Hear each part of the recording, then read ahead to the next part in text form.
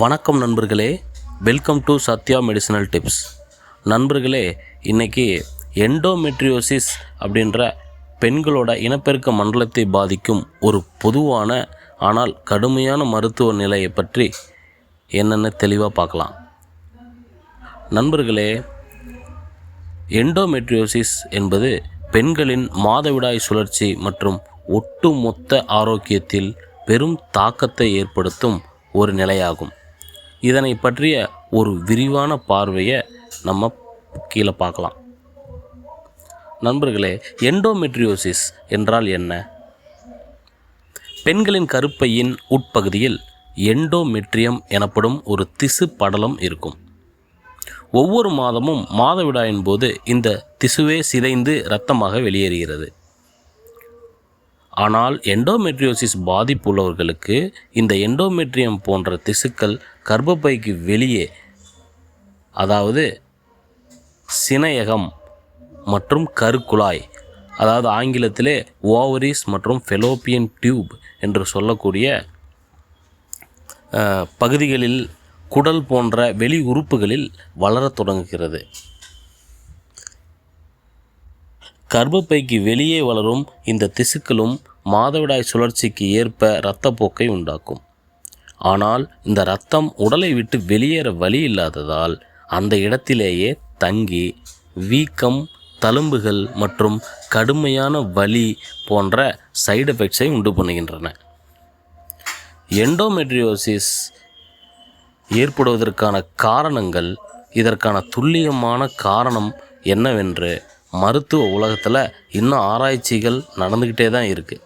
இருப்பினும் பின்வரும் காரணங்கள் இதற்கு வழிவகுக்கலாம் என்று நம்பப்படுகிறது. பின்னோக்கிய மாதவிடாய் சுழற்சி, அதாவது ரீட்ரோகேட் மென்ஸ்ட்ரேஷன்.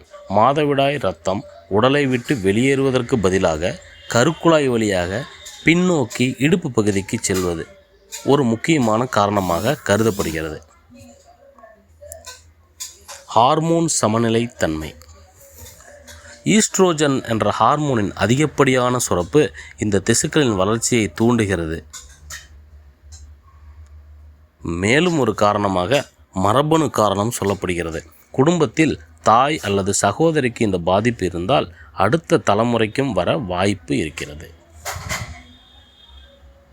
மேலும் நோய் எதிர்ப்பு சக்தி குறைபாடும் கர்ப்பப்பைக்கு வெளியே வளரும் திசுக்களை கண்டறிந்து அழிக்க தவறுவதும் ஒரு காரணமாகவும் சொல்லப்படுகிறது.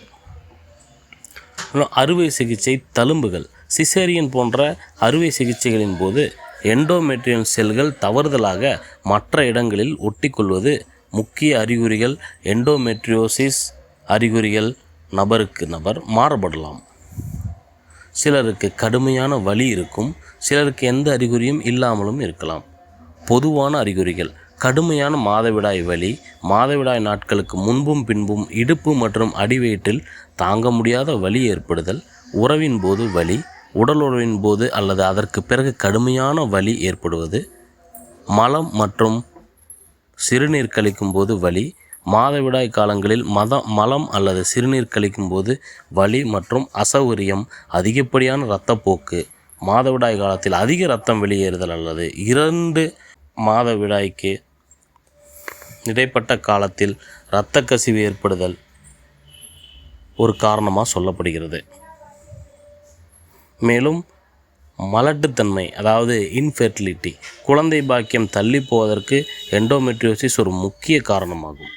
மலட்டுத்தன்மைக்காக பரிசோதிக்கும் போதுதான் பலருக்கு இந்த பாதிப்பே தெரிய வருகிறது.